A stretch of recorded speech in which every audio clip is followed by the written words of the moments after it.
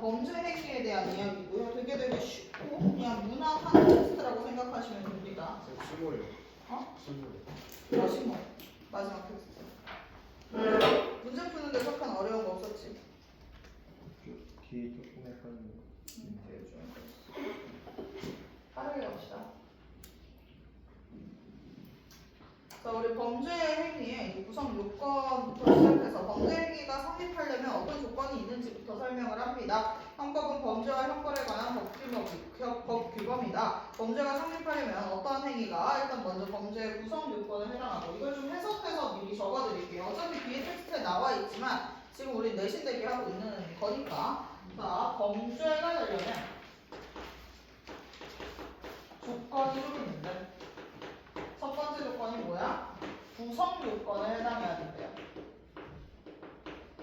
구성 요건에 해당한다라는 말의 뜻은 범죄여야 한다라는 뜻이에요. 범죄라고 하는 그 리스트가 있을 거 아니야. 그 범죄라는 행위에 해당해야 돼요. 범죄에 해당하는 행위. 그러면서 두 번째 위법해야 된대요. 위법하다라는 말은 무슨 뜻이냐? 봐줄 만한 그런 지점이 없다라는 뜻으로 보시면 되겠습니다. 봐줄 만한 지점이 없다. 그러니까 범죄에 해당하는 행위를 저질렀어도 봐줄 수 있을 수는 있어. 그러니까 이 관계성이 좀 헷갈릴 수 있습니다. 범죄에 해당하지만 범죄에 해당하는 행위지만 위법하진 않을 수 있어요. 여기서 말장난 좀 주의하시면 되겠습니다. 그러니까 봐줄 수 있는 지점이 있다라는 말이 뭐겠어? 정당방위 얘기하는 거겠지. 봐줄 수 있는 케이스가 이제 정당방위 같은 케이스라고 생각하시면 됩니다. 그래서 정당방위는 범죄야? 아니야. 위법하지 않기 때문이야. 근데 구성 요건에 해당하는 건 맞아 아니야? 구성 요건에 해당하는 건 맞아. 알겠죠? 그 다음 세 번째, 행위자의 책임이 인정되어야 돼요. 이 말인 즉슨 책임 능력이 있는가에 대한 이야기입니다.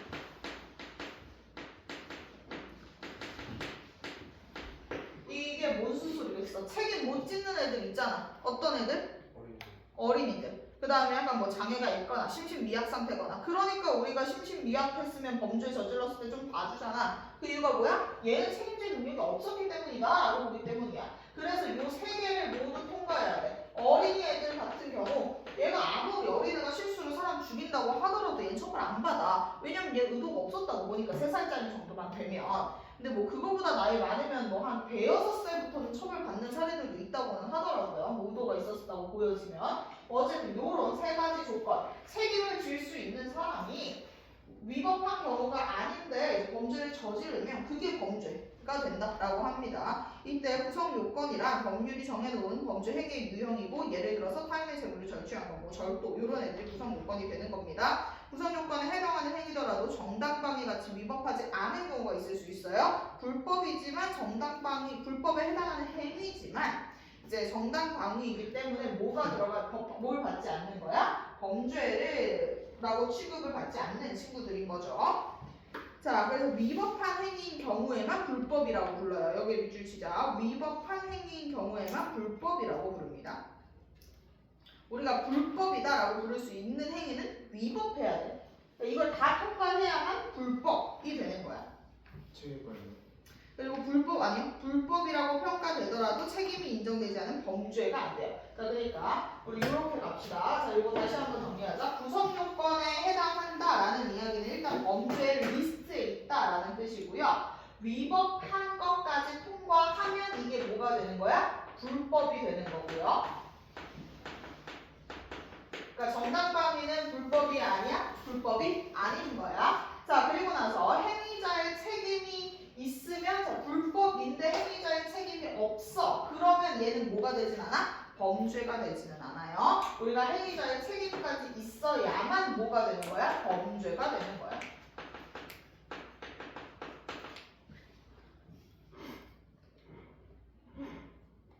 자, 자신의 행위에 대하여 옳고 그름을 판단하고 그 판단에 따라서 행위를 할 수 있는 책임 능력이 있음에도 불법을 저질렀으면 이제 그때 범죄로 가서 처벌을 받게 되는 거죠. 자, 그리고 나서 즉 3살짜리의 아이의 행위가 불법하다 하더라도 범죄라고 할 수 없는 것이다. 그래서 여기에서만 말장난에서 안 넘어가면 그 뒤에부터는 더 평이합니다. 형벌은 국가가 개인의 자유, 재산, 생명을 제한하는 가장 강력한 제재이기 때문에 형벌을 부과하는 것은 엄격한 기준에 따라 이루어져야 돼요. 당연한 소리죠. 자, 이러한 점에서 행위자에게 책임이 없으면 형벌을 부과할 수 없고 형벌을 부과하는 경우에도 책임의 한도를 넘지 못한다는 원칙인 책임주의가 형법의 기본 원리가 된다고 합니다. 그래서 형법의 기본 원칙은 우리는 뭘 따르고 있어? 책임주의를 따라요. 자, 그럼 책임주의의 정의 한번 다시 올라가서 읽어보면서 책임주의는 어떤 스탠스인지 확인해봐야겠죠. 자, 책임주의의 정의를 올라가서 읽어봤더니 행위자에게 책임이 없으면 형벌을 부과할 수 없고 아까 전에도 뭐 책임질 만한 뭐 이제 능력이 없거나 아니면 진짜 애시당초 행위자가 잘못을 안 해서 책임이 없으면 형벌을 부과할 수가 없고요. 형벌을 부과하는 경우에도 책임의 한도를 넘지 못한다야. 그럼 얘는 강력하게 범죄에 대해서 응징해야 된다야? 아니면은 딱 적절하게 응징해야 된다야? 적절하게 응징하자라는 게 되겠죠. 책임의 한도를 넘지 못한다라는 거야. 자, 그래서 얘는 형벌은 책임의 한도를 넘지 못해요. 즉, 너무 과하게 벌을 주면 안 된다. 이 얘기를 하고 싶은 거겠지. 얘가 딱 잘못한 것에서 이제 더 오버하는 처벌을 내려서는 안 된다. 자, 형법의 기본 원리다. 2는 불법의 크기와 행위자의 책임 정도에 따라 형벌이 비례해야 한다는 적정성 원칙과 자, 이 원칙은 적정성 원칙 그 다음 두 번째 이중평가 금지의 원칙으로 정리를 해놓는다고 합니다. 적정성 원칙은 어떤 거야? 그러니까 비례해야 된다. 작은 죄를 지었으면 작은 벌을 줘야 되고 큰 죄를 지었으면 큰 벌을 주는 것이지 우리가 작은 죄를 지었는데 큰 벌을 주면 안 된다. 그게 적정성 원칙이에요. 비례해야 한다. 이중평가 금지 원칙은 뭐겠어? 한 범죄에 대해서 여러 처벌 때리면 돼? 안 돼? 안 된다. 이 지문이 만약에 엮인다면 무슨 지문이랑 엮이겠니? 과징금 지문이랑 엮이겠죠. 그죠? 과징금 지문도 어쨌든 간에 뭐 이중평가 금지의 원칙이 들어가 있으니 둘 중에 뭐가 고기로 빠지든 아니면 가나로 나오든 출제가 가능할 겁니다. 그래서 그거까지 한번 생각하면서 가보도록 합시다. 자, 이중평가 원칙과도 관련된다. 이를 고려해 범죄가 성립되었다고 하더라도 자, 이렇게 되면 범죄가 성립한 거지. 이 세 개를 통과해서 범죄가 성립됐다고 하더라도 우리는 뭘 할 수 없어? 과도한 형벌을 주지 말자가 바로 책임주의야. 과도한 형벌은 안 돼요. 자, 그러면 일단 우리가 이중평가 금지 원칙이랑 좀 관련된 개념으로 한 그 수죄와 일죄라는 개념을 같이 배워보도록 할 거예요. 형법에서는 한 사람이 저지른 죄의 수가 몇 개인지를 판단할 때 죄의 수가 하나인 것을 일죄라고 하고 죄의 수가 여러 개인 걸 수죄라고 부르게 돼요. 일죄는요, 하나의 행위가 하나의 구성 요건이라고 하는 걸 리스트라고 생각하시면 돼요. 범죄 리스트지. 절도, 마약 이런 애들이 이제 범죄 리스트라고 볼 수 있겠죠. 요런 하나의 행위가 하나의 구성 요건에 해당하는 경우가 가장 전형적인데요. 일제도 버전이 하나가 더 있습니다. 외관상으로는 여러 개의 구성 요건에 해당하는 것처럼 보이지만 그러니까 외관상으로 겉으로 보기엔 여러 개를 했어 얘가. 그런데 구성 요건 사이에 논리적 관계가 있어서 하나의 구성 요건만 적용되고 다른 구성 요건에 적용되지 않는 경우가 있어요. 이게 바로 법조 경합입니다. 자, 그럼 일죄는요 종류가 두 가지로 나뉘는 거야. 법조 경합 케이스와 진짜 하나 저지른 거. 진짜 찐으로 하나의 구성 요건. 예를 들어서 내가 그냥 절도만 했어. 내가 갑자기 승훈이 뭐 핸드폰 훔쳐갔어. 그럼 나는 범죄 행위 하나 저질렀고 처벌 이거 하나로 받겠지. 난 범죄 한 번만 저질렀으니까 하나로 처벌받는 건 너무 당연하잖아. 이게 하나의 구성 요건이라는 거야. 그럼 법조 경합은 어떤 거야? 내가 실제로 한 범죄 행위라고 보면 여러 개라고 볼 수 있어요. 구성 요건이 여러 개가 들어가. 범죄 행위가 여러 개라는 거야. 구성 요건은 N개인데 처벌은 한 개마다 여러 개마다 한 개만 처벌받을 거야. 근데 한 개만 범죄라고 인정을 하는 거죠. 죄는 하나다 라고 보는 거야.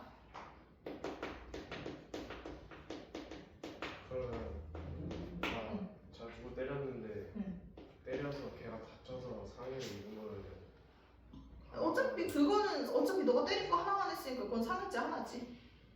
근데 때린 건 때린 건데 또 따로 다친 건 어떻게? 누가 또 따로 너가 다쳤어? 네, 그러니까 제가 한 애를 때렸는데 응. 제가 때린 걸로 인해서 어디가 부딪혀가지고 응. 머리를 다쳤어요. 응. 그러면은 죄를 어떤 걸로? 그거는 다른 케이스야. 일단 걔는 그러면 수재로 들어가기는 합니다. 근데 그 친구가 때려서 부딪혀서 다친 거면 사실 그거는 그냥 너가 잘못한 거 아니야? 때려서 다친 거잖아. 근데 좀 이따 아마 너가 얘기하고 싶은 건 다른 케이스일 거고요. 이건 뭐냐? 예시를 들어줄게. 이런 거야. 내가 마약을 너무 하고 싶어. 그지? 근데 내가 봤을 때 내가 마약을 할 수 있는 방법은 뭐가 있나 꼼꼼히 생각을 했더니 방법이 그건 거야. 정신병이 있다고 뻥치면 거기서 가끔 그런 거 주잖아. 그 병원 같은 데서 뭘 줘? 뭐 이런 그 불법 마약 같은 거 주잖아. 불법 마약 아니고 병원에서 이제 공식 인증받은 마약들을 제공해 주잖아. 근데 난 정신병이 없어. 정신병이 없는데 난 마약을 하고 싶어. 그래서 내가 뭘 하는 거야? 위조를 하기 시작해. 자, 난 마약을 하고 싶으니까 내가 정신병이 있다라고 뻥치는 막 위조를 해. 그리고 나서 이 위조 증서를 가지고 가서 마약을 투약했어. 자, 이랬을 경우에는 내가 그러면 사문서 위조도 하고 어쨌든 마약을 투약하면 안 되는 사람이 마약 투약까지 한 거잖아. 그럼 내가 한 잘못은 총 2개야. 근데 여기에서 이 마약 투약을 하기 위해서 난 어쩔 수 없이 사문서 위조를 한 거지. 내가 사문서 위조를 해서 다른 이득을 얻은 게 있어? 없지. 난 오로지 마약 투약만을 위해서 사문서 위조를 했어. 요런 게 바로 뭐야? 법조 경합이에요. 이걸 논리적 관계를 인정해준다라고 하는 게 무슨 뜻이냐면 진짜 얘가 이 최종 행위를 하기 위해서 어쩔 수 없이 이 불법을 저지른 것 뿐이야 라면 나는 마약 투약만 범죄로 인정받는다는 거야. 사문서 위조를 만약에 내가 마약 투약할 생각이 없었어. 그럼 사문서 위조 했겠어? 안 했겠지? 그러면 이걸 논리적 관계로 인정해서 뭐가 되는 거야? 법조 경합으로 보는 겁니다. 근데 물론 이 논리적 관계 같은 케이스는 법조인들이 알아서 판사가 그날 이제 판결을 내려주기는 하겠죠. 관계가 있다 없다인지는. 자, 그래서 이런 게 법조 경합이야. 이거 최종적으로 얘가 진짜 이 행위를 하기 위해서 어쩔 수 없이 한 것이다 라고 보는 거지. 행위는 여러 개를 했으나. 자, 예를 들어 어떤 사람이 부동산을 거래할 때 허위 매매 계약서를 작성하면서 다른 사람 도장까지 몰래 위조했어. 그럼 얘가 한 건 2개야. 사문서도 위조했고요. 이 사문서 위조를 위해서 어쩔 수 없이 뭘 했어? 도장도 위조했지. 이랬을 경우에 얘가 한 불법은 2개지만 이거를 이중평가하지 않기 위해서 사문서 위조만 처벌하게 된다라는 겁니다. 이해되죠? 이런 게 바로 법조 경합입니다. 그러면 수죄의 케이스는 어떤 게 있냐? 수죄도 2개가 있어요. 상상적 경합과 실체적 경합이라는 게 있습니다.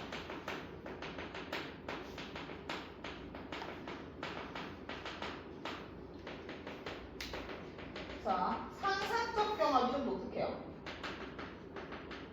상상적 경합은요, 하나의 행위에 여러 개의 죄가 성립하는 거야. 행위는 하나 했다? 근데 내가 어쩌다 보니까 여러 범죄를 저질렀어. 어떻게 보면 창준이가 한 행위는 친구를 미는 것밖에 없었는데 얘가 친구를 밀어서 친구가 땅바닥에 앉으면서 동시에 뭔가 이렇게 얘가 부셔버렸어. 그럼 결과적으로 창준이가 한 행위로 인한 결과는 여러 개가 나온 거잖아. 이게 바로 상상적 경합이라고 보시면 됩니다. 하나의 행위, 여러 범죄.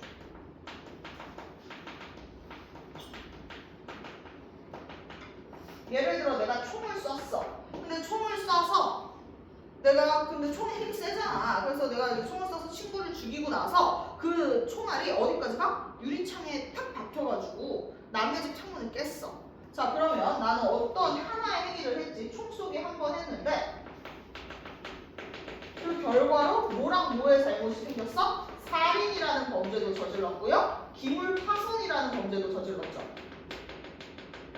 그럼 이제 어떻게 처벌을 할까? 어떻게 처벌하겠니? 그럼 난 살인에 대해 처벌받겠니? 기물 파손으로 처벌받겠니? 당연히 살인으로 처벌을 받습니다. 이럴 경우에 어쨌든 난 하나의 범죄만 저질렀기, 하나의 행위를 했기 때문에 하나에 대해서만 처벌을 받기는 할 거예요. 자, 그래서 어떤 사람이 한 개의 돌을 던져 다른 사람에게 상해를 입히고 나서 그 돌이 유리창을 깼어. 그러면 이 경우는 상상적 경합이다. 상상적 경합은 처벌을 어떻게 받아? 여러 죄 가운데 가장 무거운 죄에 대한 형으로 처벌합니다. 그러니까 나는 기물파손으로는 처벌받아 안 받아? 안 받아. 살인으로만 처벌받을 거야. 그래서 우리 상상적 병합 같은 경우에는 무거운 죄만 처벌해요.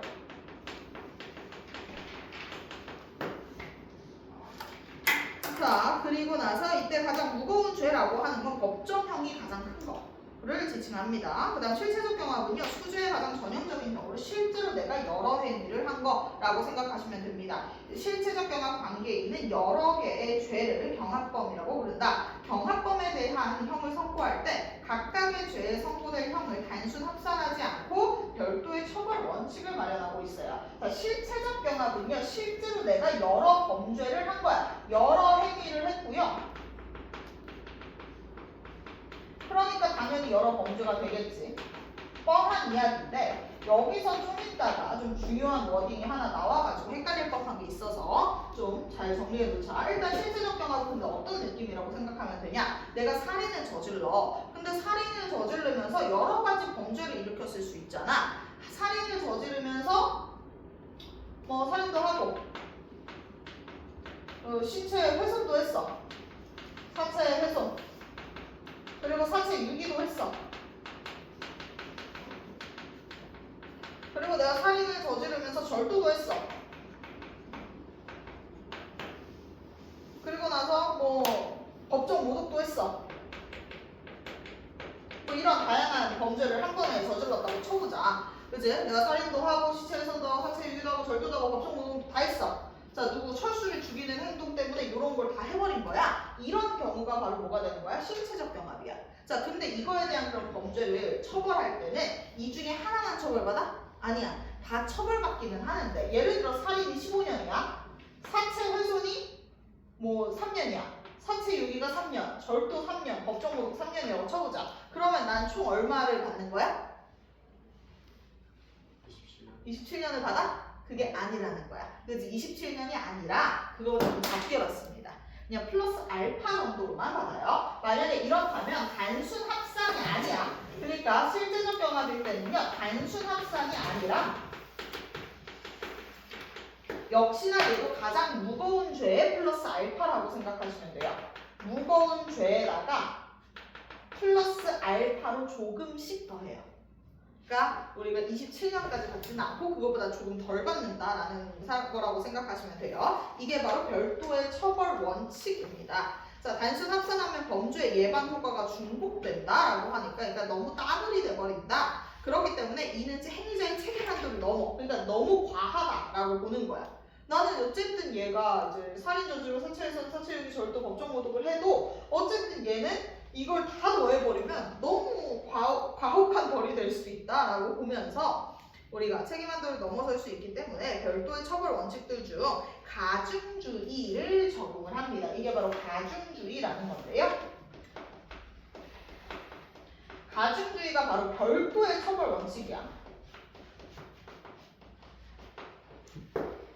그래서 가중주의는 가장 무거운 죄. 그럼 여기서 가장 무거운 죄는 누가 봐도 뭐겠어? 살인이겠죠. 살인을 기점으로 조금씩 가중해주는 거야. 조금씩. 그래, 그래도 너 시체에서 원래 3년인데 살인하면서 같이 한 거니까 1년 정도로 뭐 이런 식으로 얹어주는 거죠. 그래서 무거운 죄 플러스 알파로 들어가는 거. 그래서 합산보다 훨씬 적은 양의 처벌을 받는 게 가중주의입니다. 근데 다만 여기서 중요한 게 이거예요. 다만 이를 적용하기 위해선 한 사람이 여러 개의 행위로 성립시킨 여러 죄가 동일 재판에서 판결되어야 돼요. 예를 들어서 이거는 인과관계가 너무 확실하지 않아? 내가 철수를 죽이면서 살인을 하고 사체 훼손, 사체 유기, 절도, 법정 모독을 한 번에 했으면 얘는 조건이 뭐야? 이게 하나의 법정에서 처벌을 받겠지. 근데 내가 철수를 살인했고 사체 유기는 철수권 사체 유기 안 하고 영희권 사체 유기했고 막 이래. 그러면 내가 죽인 사람이 다른 사람이면 따로 법정이 열릴 거 아니야? 그럴 때는 따로 처벌을 받을 거예요. 그러니까 한 번에 하나의 법정에서 처벌을 받는다는 전제 하에 가중주의가 되는 거지. 내가 그냥 아예 별개의 범죄를 여러 번 저지른 거야. 그럴 경우에는 어차피 다른 재판에서 다르게 처벌을 받을 거기 때문에 이때는 가중주의에 적용받지 않는 겁니다. 동일 재판에서 판결돼야 돼. 그렇지 않으면 성립한 여러 개의 죄가 각각 개별 재판에서 판결이 완결돼서 경합범에 대해 형법이 마련한 별도의 처벌 원칙을 적용받지 못하고, 그러니까 예를 들어 내가 철수 죽인 거에 대해서 15년 받았고 다른 재판에서 영희 죽인 거 15년 받았으면 그때 난 총 30년을 살아야 되는 거죠. 알겠지? 동일 재판에서 처벌받을 때만 가중주의가 적용이 되는 겁니다. 이거 이해되죠? 그럼 바로 문제 옆에 거 풀어봅시다. 26번. 26번에 이미 풀어왔죠. 몇몇 친구들은. 26번에 답은 몇 번일까? 서편아? 3번. 법조 경합의 종류에 대해서는 이야기를 하지 않았어요. 일주의 개념은 뭐라고 설명해줬어? 일주는요, 우리 하나의 죄를 저지른 거라고 했고, 형법의 정의도 우리 앞부분에 나와 있었죠. 형법은 무엇인지. 법조 경합은 종류는 얘기하지 않았어요. 뭔지만 설명해줬을 뿐. 책임주의의 의미 있었고요. 책임주의는 어떤 거라고 그랬어? 우리가 이제 책임의 한도를 넘지 않게 형벌을 주는 걸 책임주의라고 했었고요. 상상적 경합은 사례까지 주어줬습니다. 우리 케이스는 인장 위조죄와 사문서 위조죄에 대한 상상적 경합 케이스는 돌멩이 던지는 케이스를 예시로 들어서 주었죠. 다음 27번의 답은 그럼 지금 몇 번일까? 1번이겠죠. 책임 능력이 없어 3살짜리 아기가 불법을 저지르면 행위자의 책임이 인정되지 않을 테니까요. 그 다음 28번에는 답이 몇 번일까? 승훈아?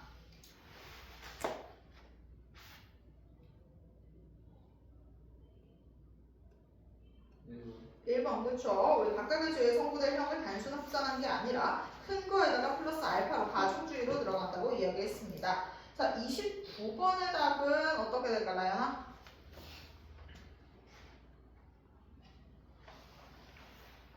자, 일단 각 케이스는 어떤 케이스에 해당할 것 같아?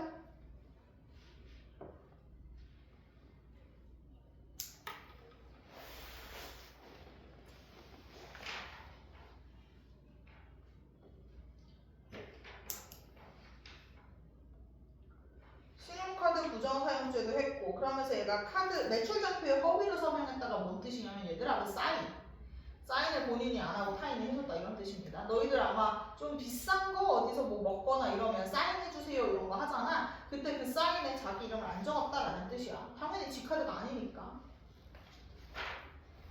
자, 그럼 요 케이스는 창준아, 이건 뭐야? 어디에 해당하는 케이스야? 법조요. 그렇지, 법조경합이 되겠죠. 그럼 각 케이스는 법조경합이야. 나 케이스는 뭘까, 서편아?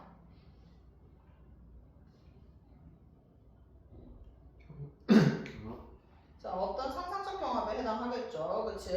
우리가 이 친구는 실체 아니고 상상이죠. 왜냐면 비방할 목적으로 C에 대한 허위사실을 광고를 실었고, 근데 여기에 대해서 명예훼손죄와 업무방해죄로 기소했고, 두 개 모두가 이제 성립한다고 보고 출판물에 의한 명예훼손죄에 대하여 이제 정한 형으로 이제 처벌을 한다라고 이야기를 했었죠.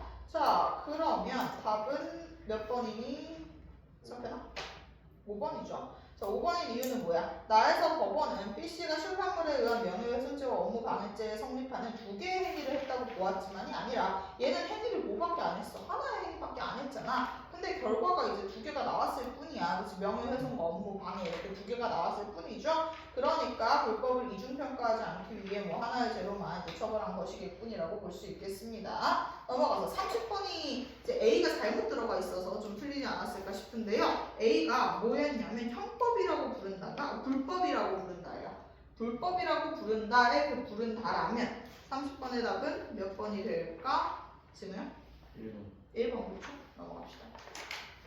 어렵지 않죠? 그래서 여긴 어렵게 출제되는 이 앞부분 근데 솔직히 이거는 그냥 그날 좀 꼼꼼하게 읽고 바로 풀면 될 것 같기도 하고요. 안 출제될 가능성이 높아 보입니다.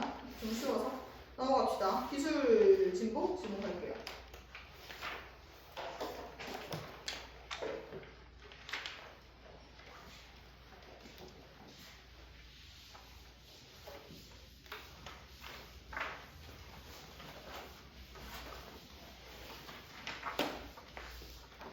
가나 텍스트죠? 자, 기술진보 학교에서 해서 좀 드릴게요. 죄송합니다. 없구나, 책에. 그거 좀 끊어줘.